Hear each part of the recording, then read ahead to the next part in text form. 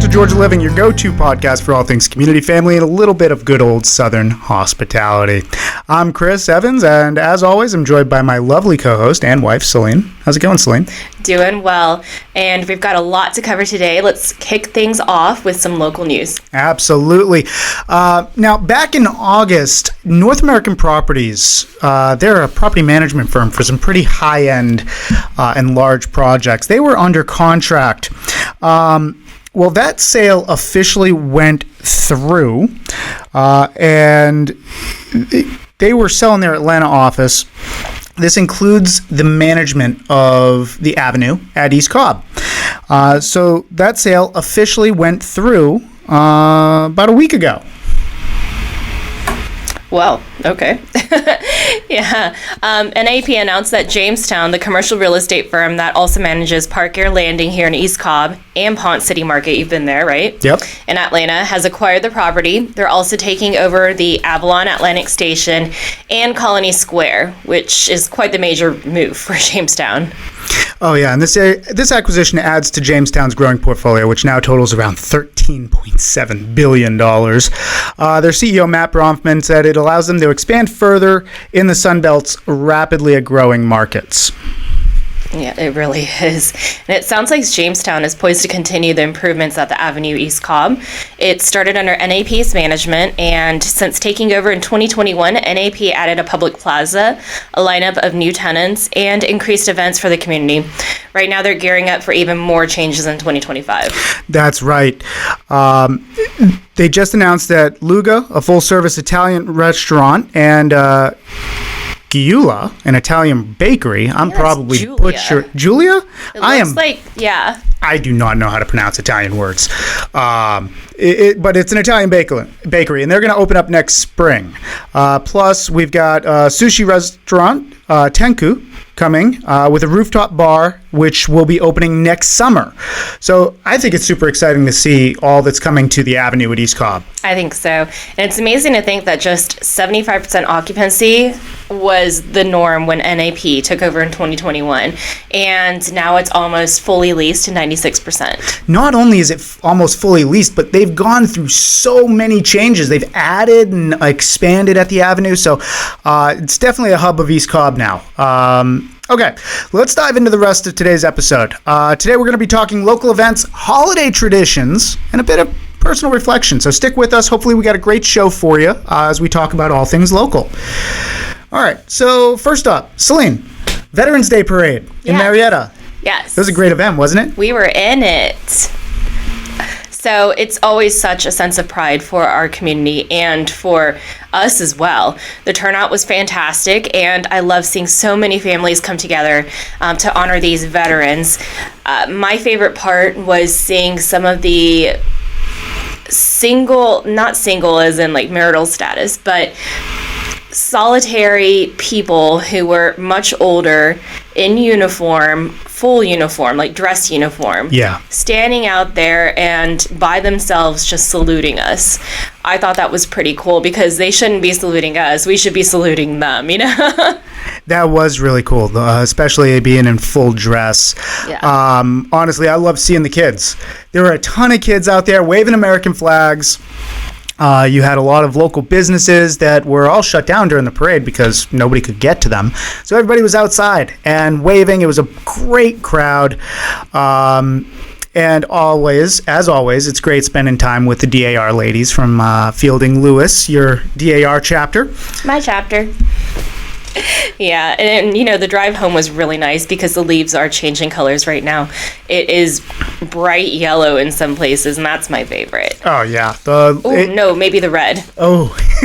Well, it does seem like the leaves are putting on quite the show for us right now. So if you haven't already, take a drive up to North Georgia. See that. Yeah. So I did hurt my thumbnail. Oh, yeah. On the float yesterday. Oh.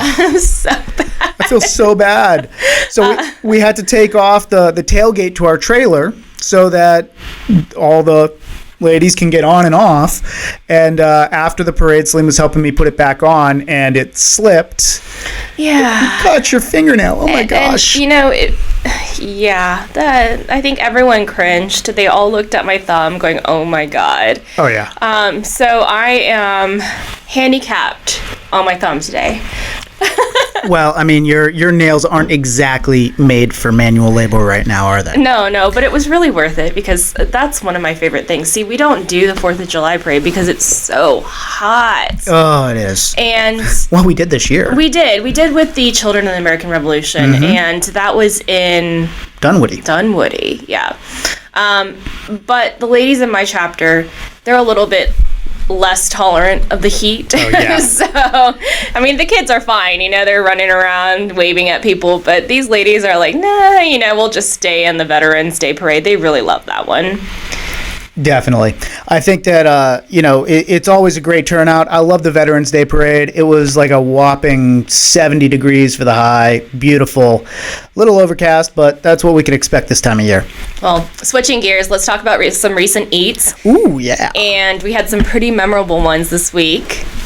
We did. Let's see. So we started off, we were over in Smyrna the other day, so we stopped off at McCray's Tavern, got their blackened grouper sandwich. Oh my gosh, was that good. Not too dry, definitely seasoned well. Got to go back soon.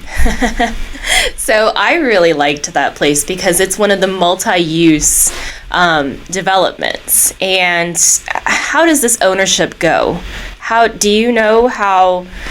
Yeah, so this was in the West Village, and the West Village, it's mixed-use development. So in there you have retail and dining on the lower levels, and then you have typically condominium ownership on the top two. And the condominium association manages the common areas. So there's going to be a condo fee for the businesses, and then there's also going to be a condo fee for the residents. And typically, you're going to have two different condo association fees. You're going to have a business condo, and you'll have a residential condo. And sometimes those are controlled by a master HOA. So you can have multiple HOAs. It's like inception of crazy HOA boards. So if you're not an HOA fan, you definitely don't want to be in a master HOA where there's HOA under HOA under HOA. But the draw is the convenience, It's right? so convenient. You can live there, walk downstairs, grab a pint, eat some great fish or grab a sandwich, or if you work from home, just go downstairs, grab a bite, have your business meetings at a restaurant, and then walk right back upstairs. I saw a barber. I saw insurance, I think. Oh, yeah. I saw a tea house, or I don't know what you call that. Boba tea, maybe? Yeah. Like I bubble didn't tea. really pay that much attention to that one. I'm sorry. I think we were driving and trying to find a parking space. Yeah. Which wasn't hard, by the way. No. And, it's a good variety of stores, too. So it's almost like you never have to leave that village. You can just stay there. You can even work there, right? That's why it's called work play. Oh, yeah. Or work stay. And then, so we checked out McCray's Tavern over there, but then we were over in Smyrna a while last week. So we got we went to a Japanese restaurant. Yeah, so this one's been around for a long time. It's called Yakitori Jinbei. And I had kare udon, and I think I said it too authentically to the server because he did not know what I was saying. So I said curry udon. But it was really good. It's definitely their spin on it. But it was good. It was good. Oh, yeah, and I went with the Yakitori, which is savory chicken and egg mixture over rice in a bowl. Very comforting, very rich. It was perfect for a nice cool day. A little bit different spin on, comfort food. It's nice to get out there and get some of that. Mm-hmm. I did have some of your grouper sandwich, too. Oh, so good. All right. So we're moving on to Thanksgiving. Yeah, so let's talk about some events because, as our kids were telling us the other day, it's like we have 1 week left of school and then a week off and then 4 weeks and then 2 weeks off. So now is the time of year where like all the stress is just going to come piling Scarlett on. says we have 10 days left. Yes. Warning, parents. So let's kick this off with some Thanksgiving activities. How are we going to keep these, what are we going to do during all this downtime? There's some awesome events, and if you're planning on eating as much as I am, it's probably a good idea to register for one of the runs this year and run off some of that turkey meal. So there's the Ackworth Turkey Chase 5K and 2K walk. Which one will you be going for? Oh, I'd probably do the 2K. 2K run. Well, it's such a fun event, and it's great for families and friends, and it's for a good cause as well. The course takes you through historic downtown Ackworth and by Lake Ackworth, and it's very, very scenic, like we said, at this time of the year. Beautiful foliage. Yeah, all the leaves are popping. And then we've got the Gobble Jog, which is in Marietta. That's the Gobble Jog benefits Must Ministries, which we've talked about on the show before. And there's a little bit of everything. This goes from a 10K run all the way down to a tot trot that's only 100 yards. So the little ones can have fun. The best thing about this is that the proceeds go towards... I'll sign up for that one. Right? The 100 yards. The proceeds go towards helping people in our community who are in need. So it's another win-win. Yeah, I really love seeing these events that get the community active while also supporting good causes. Couldn't agree more. Now, let's talk about some holiday tree lightings because we have the Battery's big tree lighting this year, which is going to take place on November 30th. Always a huge draw. This is one of the newer events to Cobb County, as the Battery is only less than a decade old. Oh, but it's growing. They'll have live music, Santa's big arrival, and a movie show showing of how the Grinch stole Christmas. Always a classic. After the tree lighting. Of course, because you have to have a tree, right? Oh, yeah. To steal Christmas. It's a fun night for families to kick off the holiday season. And we're just getting started. So we're going to dive into some holiday light shows that are coming up as well. By the way, if you haven't already, if you're on YouTube, please like and subscribe. Hit the little bell. It lets you be alerted every time we put out a new episode. And visit us on selectrealty.com because we put out a lot of supplemental content. So for all of these events, we're going to have your holiday guides coming up over the next week. Make sure you check back with selectrealty.com so you can get all of this in one easy to digest piece of information. So let's dive into some holiday light shows, Celine. All right, let's start with the quintessential Life University, Lights of Life. And this has been around since I was a little child. Me too. I remember going there and going through the drive-thru. Now, this is not... it's big, but it's not overdone, I want to say. Is that the right word? It's big. Overwhelming. It's huge. You can drive through it. It takes a while to drive through. It's either a quick drive or you can stop. You can check out the village. You can get some hot cocoa, see Santa, and then walk it. And when you walk it, it's massive. You can be there for hours or you can just drive through in a few minutes. It's about a 10-minute drive through. Right, and they've got over 1 million lights across a mile-long route and a 60-foot Christmas tree, train rides, petting zoo, like you said. Really something for everyone, and it's a big holiday favorite around here. I would recommend this one for younger children, especially because they can drive through, and a lot of the train ride, it is geared towards younger children. Oh, yeah. So it's a little bit more relaxed. It's not overwhelming and overstimulating for them, because I know that sometimes like Callaway Gardens, and even though it's absolutely gorgeous, it's quite a drive out there. It is. You know, it's not in our backyard, and a lot of the times it can get pooped out, or you have to stay there because it's such a drive. The nice thing about this, I remember when our kids were younger and we went to the Lights of Life.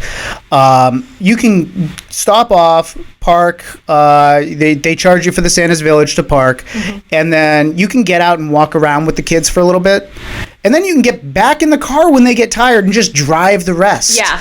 And that's so nice when you have like little 3-4-year-olds and they're walking, but their feet don't move that fast and they get tired after 10 minutes. Well, I mean, they want to examine the lights up close and everything, right? So you can toddle up to it and just take pictures. Yep. And the attention to detail with all the North Pole scenes, you're going to feel like you're getting a sneak peek into Santa's world. The village adds another layer with activities, photo ops, Kids always love it. Well, there's also Christmas Wonderland at Jim R. Miller Park, and that is the large park that we have our North Georgia Fair at. This one is also a drive-through, so you get to stay cozy in your car and enjoy a synchronized show to music. They've even got a 300-foot RGB tunnel. How cool is that? That is so cool. And, we can't leave out the Taylor family in Kennesaw. Their famous light display over Ben King Road. It's seriously one of the largest residential Christmas displays in Georgia. They go all out. 2 million lights. You know what? I would go to this one over Life for incredibly little kids. I'm talking about stroller. Yeah.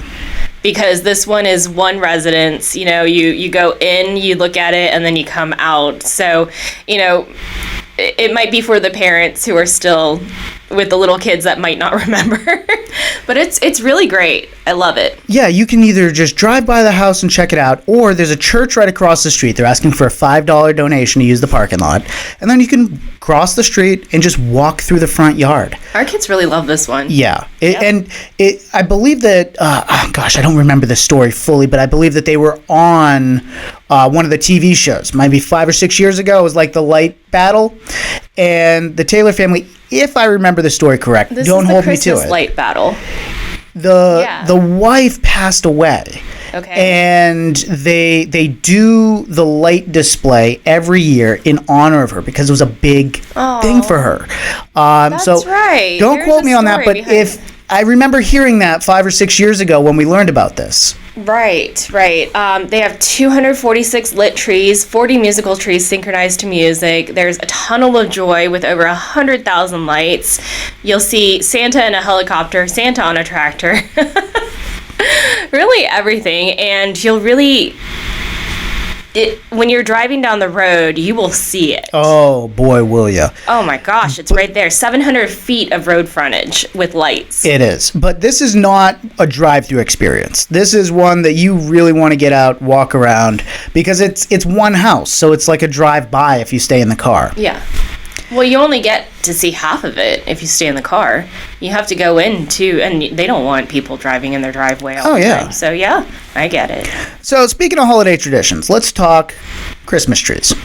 So, at our church, there's a special fundraiser every year. I've been lucky enough to help. I helped run it for 9 years. Isn't that incredible? 9 years? Yeah. That is not a small feat, and it's amazing how many families come by and make it a part of their tradition. Yeah, from 2013 to 2022, I was heavily involved in running the tree fundraiser, and the money raised, it's from the Knights of Columbus at the St. Anne Catholic Church in East Cobb. It's right off of Roswell Road at the intersection of Bishop Lake. And here's the great thing about this. The proceeds go to help all sorts of local charities throughout the year, from food banks to, helping people become priests, all sorts of stuff. But at the same time, the trees are so great. So we have, hopefully they're still doing this, but we're getting the trees from Sparta, North Carolina.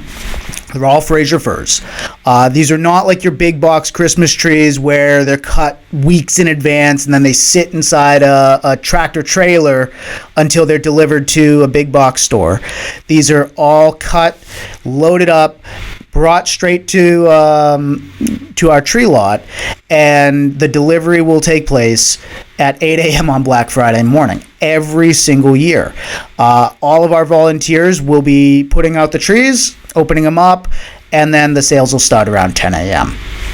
That's 9 years. I still can't believe that. Yeah. Hey, can we talk about the field trip that I went on? Oh, absolutely. All right. So I had never been a chaperone for a school field trip before. And my son, well, because COVID happened, we had a lot of restrictions as well. And our son had a 5th grade field trip. And if you know how this goes, it's usually really large, or kind of like a, leave elementary school with a bang type of thing. They had a trip to Ruby Falls, Rock City, and the Tennessee Aquarium. And if you are new to this area, or if you didn't grow up in Metro Atlanta, those things are one of the top 10 places that we go. Now, you had it different. You grew up in Boston, or that area. People wouldn't know Berkeley as well, because it's a little far from Boston, but Yeah. they know where Boston is. That's the closest large city that you had. And so instead of the aquarium, where would you go? Oh, we went to the aquarium. Well, like we have Boston has an incredible aquarium. No, I was aiming for like the Freedom Trail. Oh, yeah, no, like we do all the same stuff, as a kid, and But you I've been have down here Freedom since I was Trails. 11. I know, So, but you I still, mean- that was elementary school. 11 Yeah, is the our cutoff. 5th grade field trip in growing up in Massachusetts was to the Freedom Trail. Yes. We all got bussed into Boston. We started at the Old North Church and went around the trail and ended up back at the Old North Church. We saw Sam Adams' grave, which you and I got a chance to go in 2009 and see Yes. all that as well. Yes. Which was great to share with you. But, coming down here, I was down here at 11. So the Chattanooga was still a great day trip. It is. I mean, this is a good day trip for anybody, too. I'm just saying, people who move here or haven't gone through the school system here, they just don't understand that that's kind of the top 10 list of things to pick from. You gotta do it. We've got certain things, but you don't want to go to Atlanta for your big 5th grade trip because you want to feel like you went somewhere, right? Yeah. But going somewhere also means the chaperones have to go with you and the teachers have to go with you. So they want to make it a day trip. They don't want to spend the night with you. Usually. Usually. So Chattanooga is a really, really close place. That's where all these things are.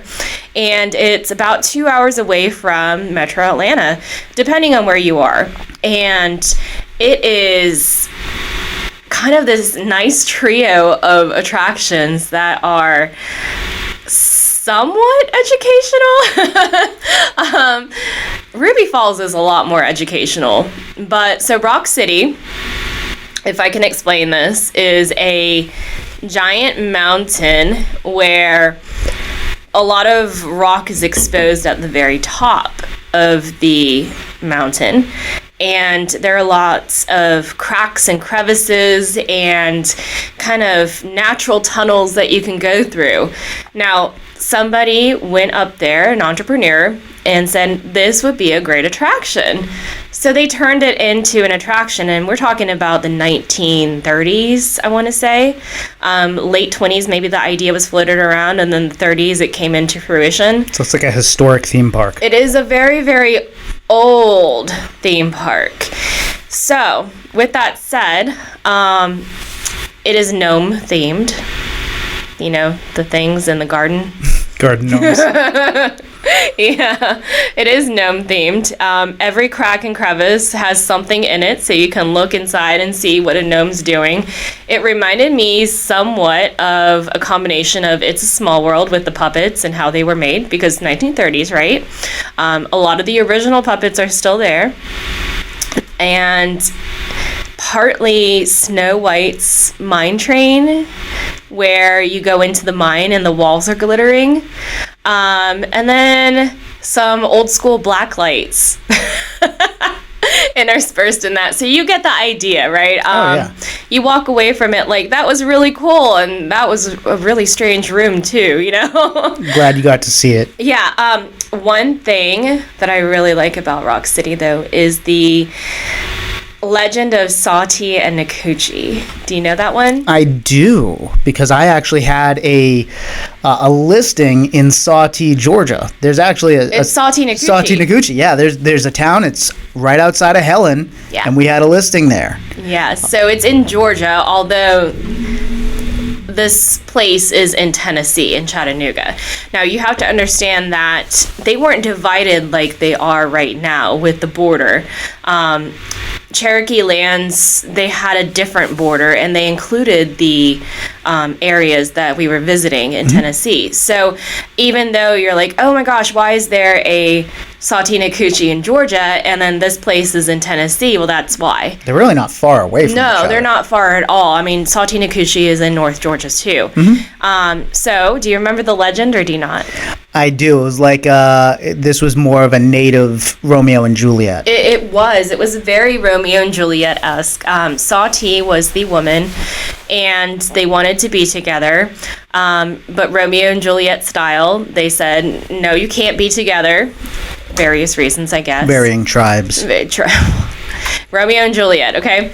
I believe she was pushed off of Lookout Mountain. And was murdered.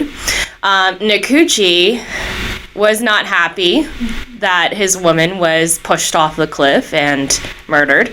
So I believe he went after her. He jumped off the cliff. Yep. So it is our own Native American Southern Romeo and Juliet story. Isn't that sweet? A little bit of history for not you. sweet, but not the ending. It's nice to have a little bit of local lore, right? Yes. You don't hear a lot about local lore. No, so that's this kind of educational part that I was talking about. Ruby Falls. So Ruby Falls is adjacent to Rock City, isn't it? Yeah, Anna Ruby Falls is also in Chattanooga, so all of this is in Chattanooga. But I think you go up the same driveway. You just split off into two different directions, one for Rock City and then the other one for Ruby Falls. Yeah, they're not far. No, I mean, they're almost next door neighbors.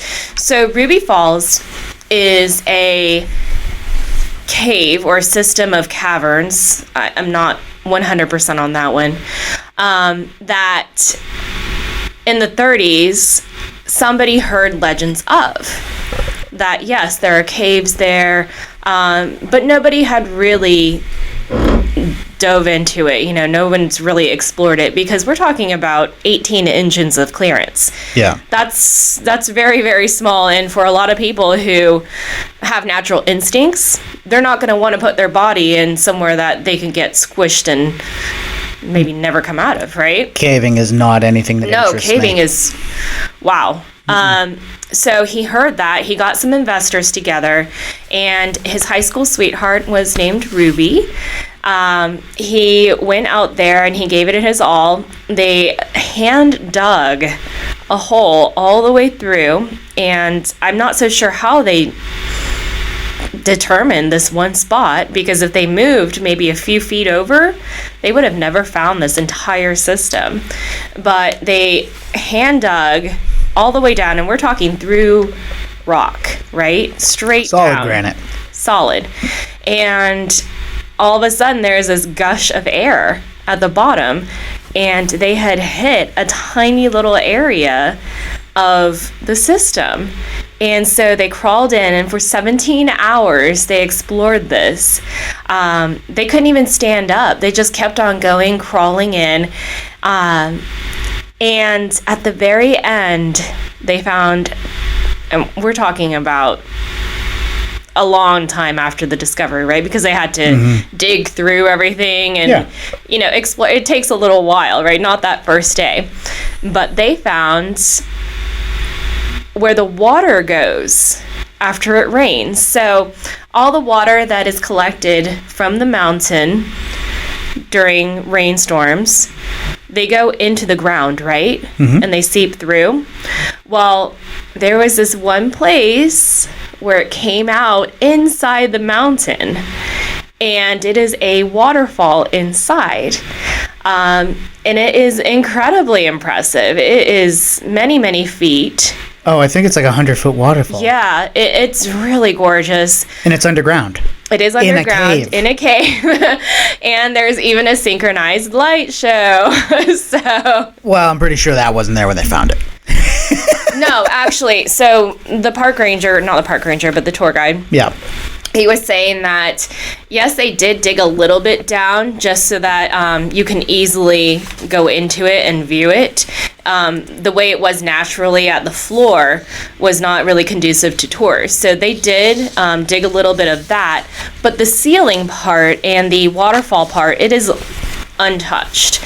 It is exactly as the explorer, his name is Leo, found it. And all they did was put lights up there. Now, when you first go in there with your tour guide, it is pitch dark. You can't see anything.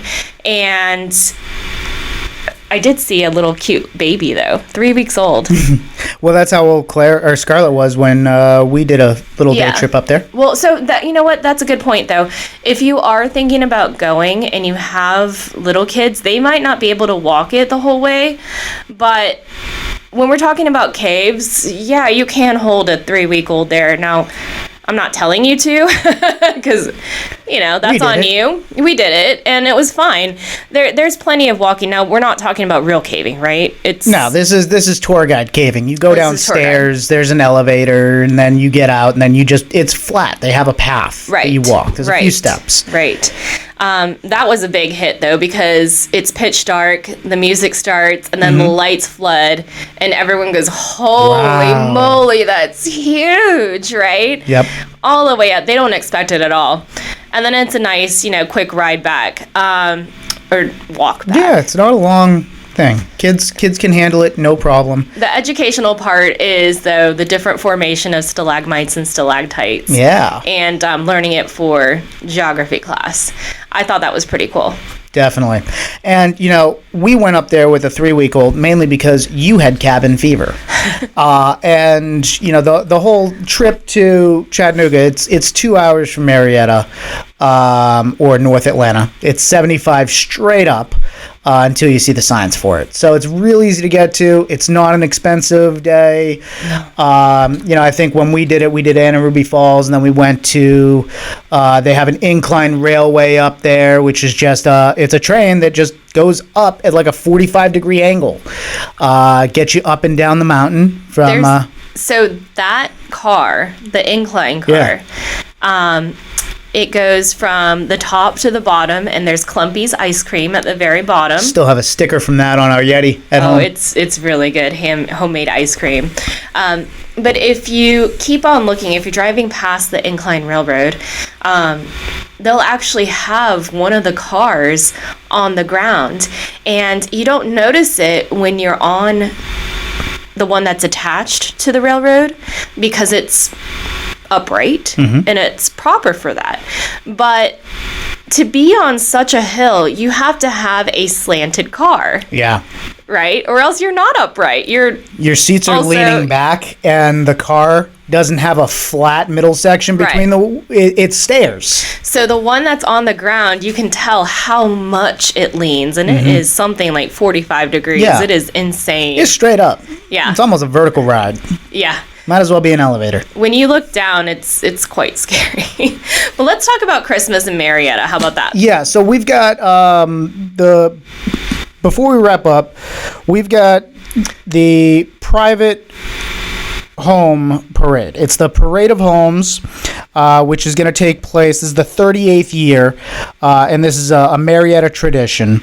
Some of the historic homes on Whitlock Ave, there's going to be 5 of them. They're all beautifully decorated for the season. It's going to be a unique opportunity to peek inside of some of Marietta's most charming homes. So I think this one actually varies from year to year because they are privately owned homes. And so a lot of the ones are return every year, but sometimes I think it changes too. So each year is a little different.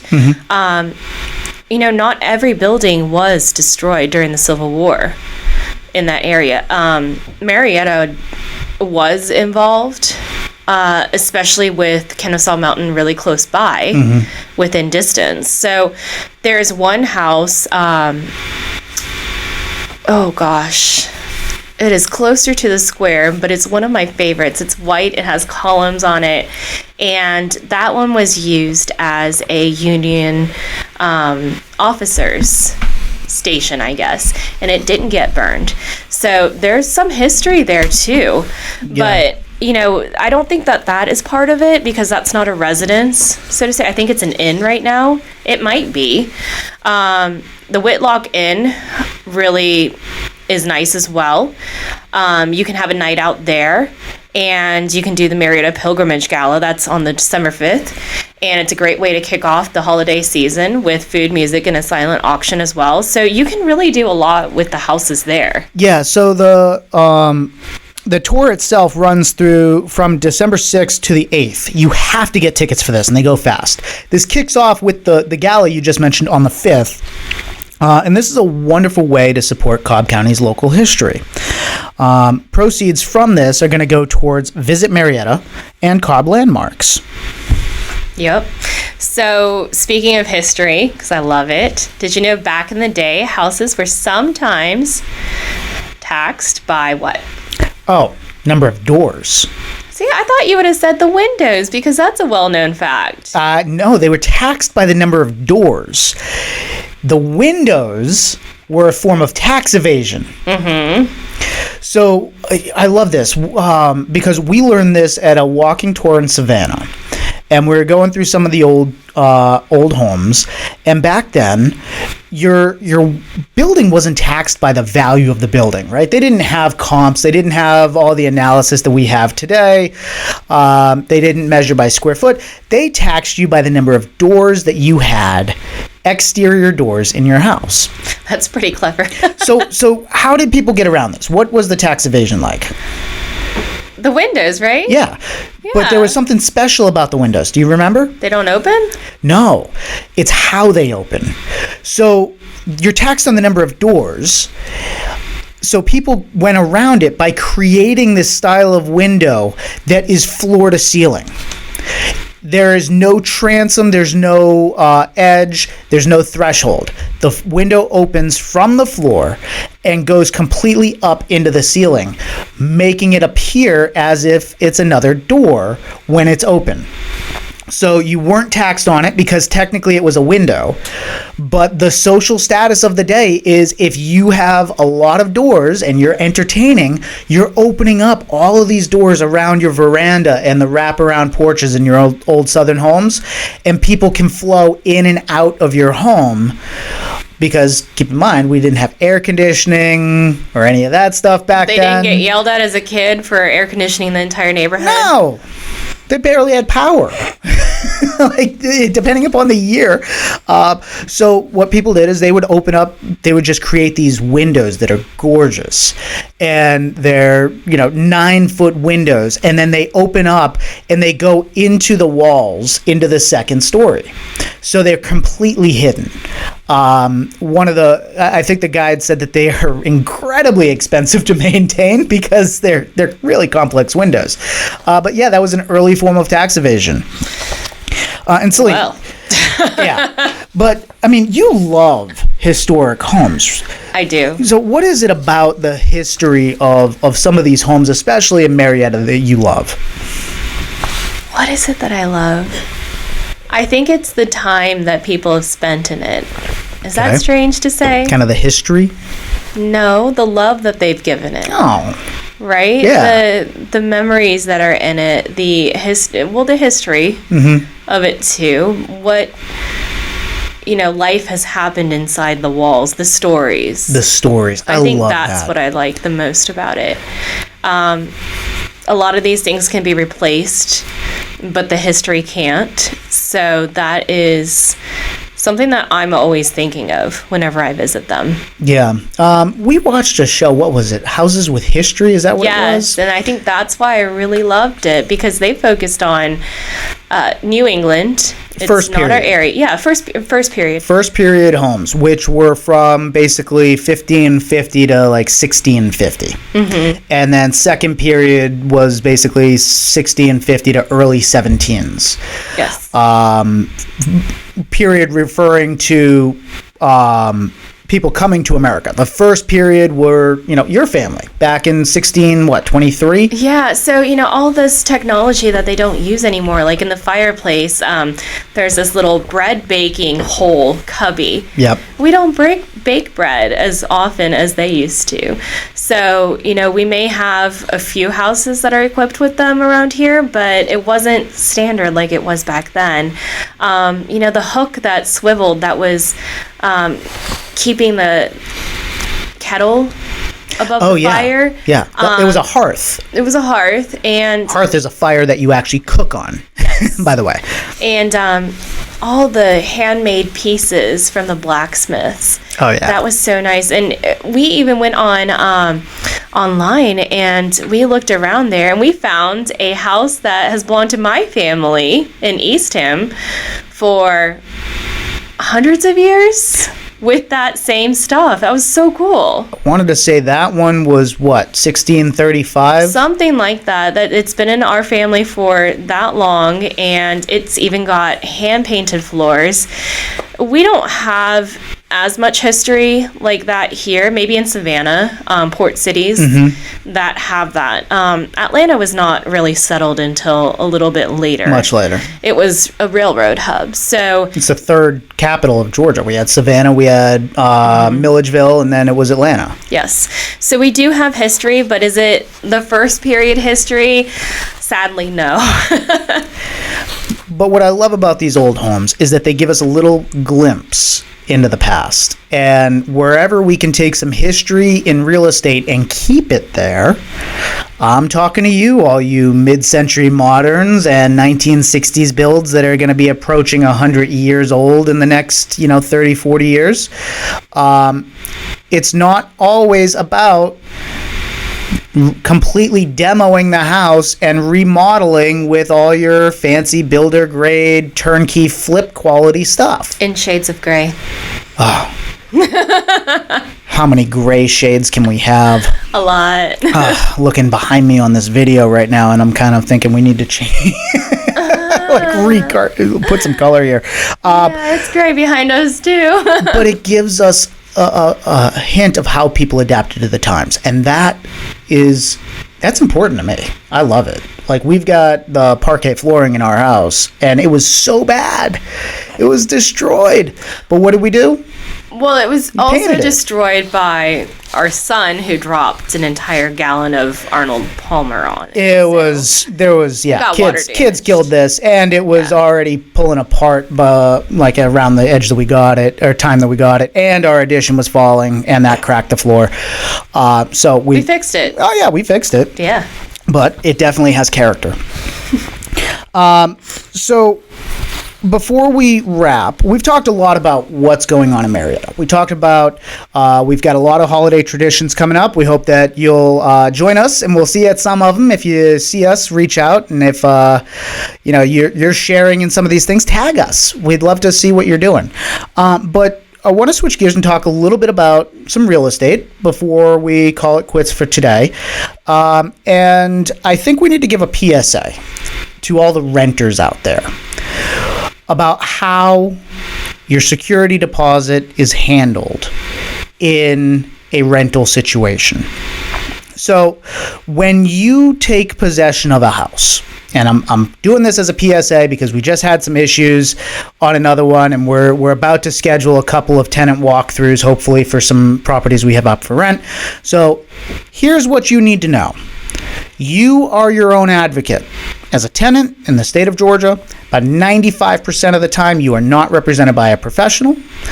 It's just the way the industry is structured. If you want professional representation, you're oftentimes going to come out of pocket to pay for that. Now, when you apply and get get your approval, you're going to document the condition of the property at move-in. Now, when you document the condition of the property at move-in,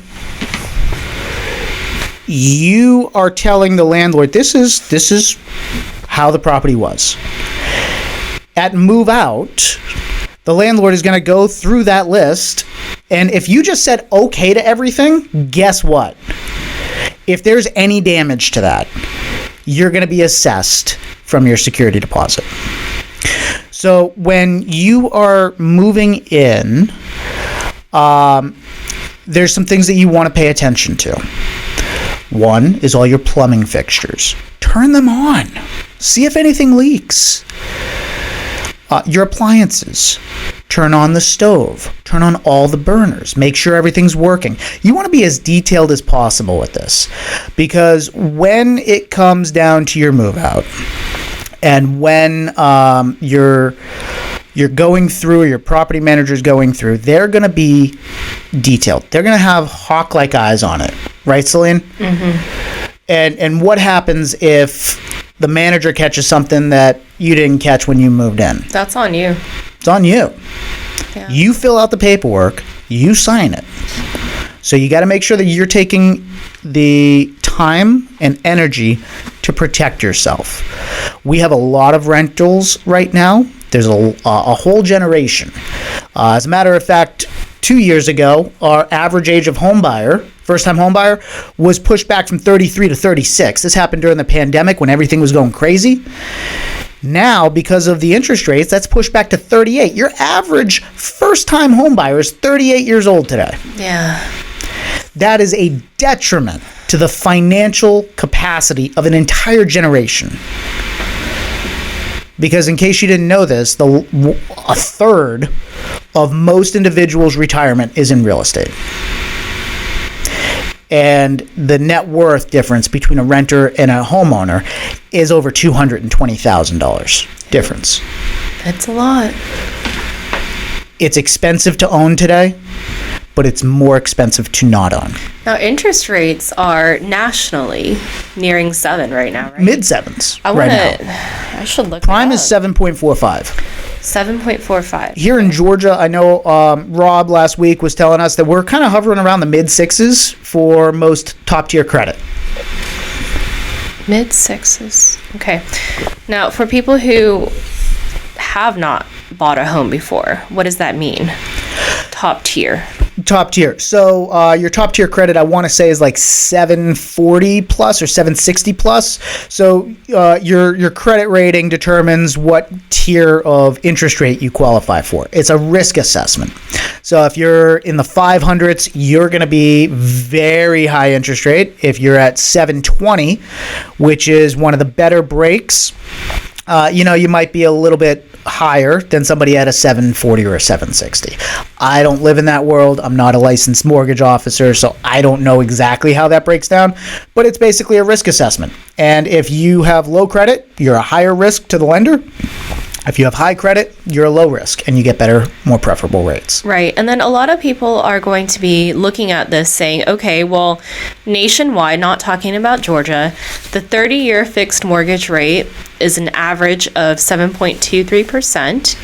1 month ago, it was 6.99%. Now, we're seeing the S&P, stocks, Bitcoin, all these markets going up right now after we had an election, and the results are final, and a lot of people were on the sidelines saying, I'm going to wait until this election happens, see what is going to be in place, and then I'll make my moves. Mm-hmm. Now, they're scratching their heads going, why is it going up?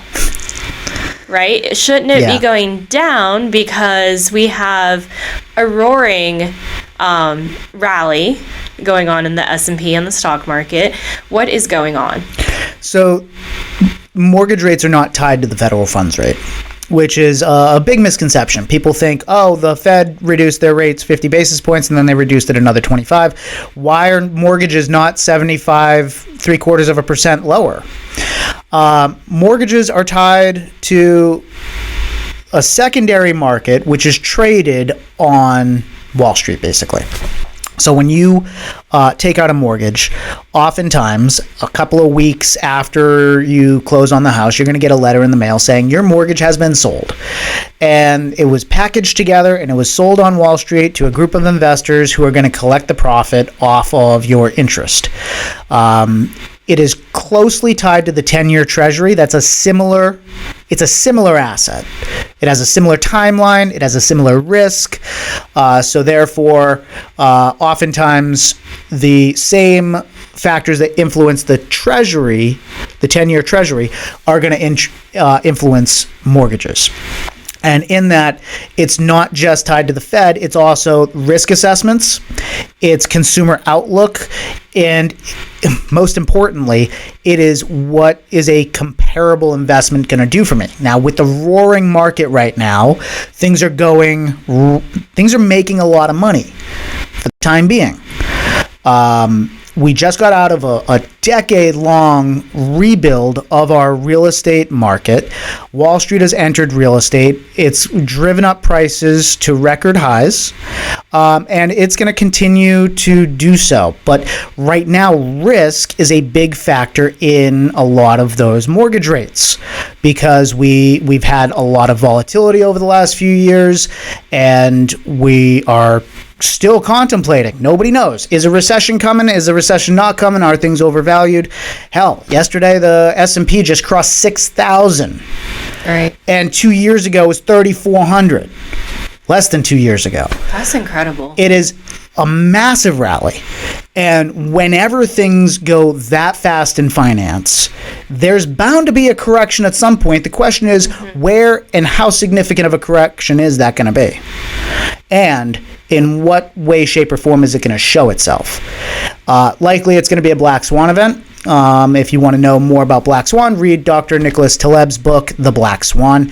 It's very high-level stuff. What do you mean, black swan event? What do you think? So a black swan event is something that nobody sees coming.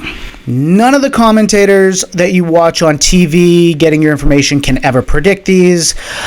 They are events that come completely out of left field and take everyone by surprise. So it doesn't necessarily have to do with the mortgage rates. No. It could be like it's just COVID. the world. COVID was a black swan. That's a black swan 9/11 was a black swan. Yeah. The global financial crisis, black swan. Yeah, it can happen. The tech bubble, black swan. All of those. Nobody saw it coming. Well, they do affect real estate because these are the people buying the homes, right? Exactly. And then if they lose their job or, are in a worse financial situation, then they can't buy the home. And inflation is always something that takes a long time to work out. People have thought that the inflation we went through can come down as fast as it went up, and it doesn't. The Fed raised rates quickly to slow it. That's putting the brakes on, but they don't just let the brakes off and put back on the throttle once they get that number back to where they want it. They're going to slowly and incrementally change and lessen over time. And if you look at the numbers from the late 70s into the early 80s on inflation, it was 4 years of basically hyperinflation, rapid increase, and then from 82 to like 99, that was the period of time in which the Fed reduced the rates back down to like 6-7%. They went all the way up to 18, and it took them over a decade to reduce it back down to 7. Yeah. So don't expect things to go fast. If they do and you end up benefiting from that, great, congratulations on the windfall. But this is going to be a long, slow road to recovery. And with this whole age generation of being pushed back to 38 for first-time homeowners, you got to think about your retirement here. We always just invested straight into real estate when we were younger because I could take $25,000 and buy a $300,000 house instead of and that house is going to appreciate at about 5.5% every year. You cannot buy time. No, you can't. Well, in a way. I do like to buy time. We could talk about that if we have time. In a way. But for $25,000, you could buy a $300,000 house. The house doesn't appreciate 5.5% on the $25,000. It appreciates on $300,000. That's how leverage works, and it's a very, it's a low volatility asset. In 80 years of tracking, there's been 7 years of decline in real estate, or actually 7 years of no growth from basically 1940 something all the way to like 2020. You had 5 years of decline in the global financial crisis. You had 1990 with no growth, 91 with like -1. I am still optimistic though because there has been one little sliver of, I don't even know what to call it, a parcel maybe? But it's the sliver of land that was on Roswell Road, and it was for sale for the longest time. And it was a great school. It still is. Walton High School District, which is the top here in Cobb County, and highly desirable. Our county is taking small plots like this and even old homes that are, deteriorated beyond repairing and building on those pieces of land. So land is definitely becoming scarce in Cobb County. We are getting really, really packed in. It's competitive. It's very competitive for single family homes, especially. And it's going to keep getting worse. The competition is going to get stronger and stronger. In 2022, I think, the AJC came out with an article that predicted the population of the city of Atlanta was going to double between 22 and 32. Worse, you meaning like it's going to become more competitive. The competition is going to be worse. Competition. It's harder. Going to be better for your homeowners. Home prices if you already own a home in the area. Yes. But I think that we're going to have there's a lot of Californication happening here in Georgia. The things that happen to the California market are happening here. If you look at San Francisco or the Silicon Valley area around 2005, 2006, you could actually buy a house for $600,000 then. That same house from 2006 is now worth like $3 million. And it's not the house, it's the value of the land. Right. And what happens in those situations is the longtime locals, the residents, they can't afford to sell and then rebuy in their same area. And what happens to the renters is they can never afford to buy. So if, I don't have a crystal ball, I can't predict it, but looking at the data and what's happening, if you want to live here, you got to buy. Yeah. And the longer you wait, the harder it's going to get. There might be a period of time where we go into a recession and some folks get a deal, but that is that's not something that we can predict. You can't take that to the bank, and you certainly can't trust a retirement plan on that. Well, you don't want to sit around and just wait for a black swan event. No, absolutely not, because the world passes you by. Right. So you can't buy the time. You can't. But if you do become a homeowner and your property starts increasing in value, say you can't afford to be exactly where you want to be right now. Well, maybe you go and take a little bit longer commute. You have an extra 30 or 45 minutes on your commute, and that stinks. You hate it. It's away from where you want to be. But guess what? Over the next 3 to 4 years, as we come out of this inflationary position, Wall Street's still buying homes. Now they don't have enough homes to buy, so they're building them to rent. You own, your value increases. It's fairly predictable. It's not guaranteed, but it is fairly predictable over time. And then you can sell that house, take the equity, the extra earnings. So you buy it at $200, you sell it at $300. You got $100,000 that you didn't make through a salary. Now you can apply that towards your next house. I feel like you've explained this before. You guys want to know how this is done? Check out our book, From the Ground Up, available on Amazon and Audible. We got a great narrator on Audible if you love that. You explain it in depth in there. That's all this is. It talks about what we did and how we did it.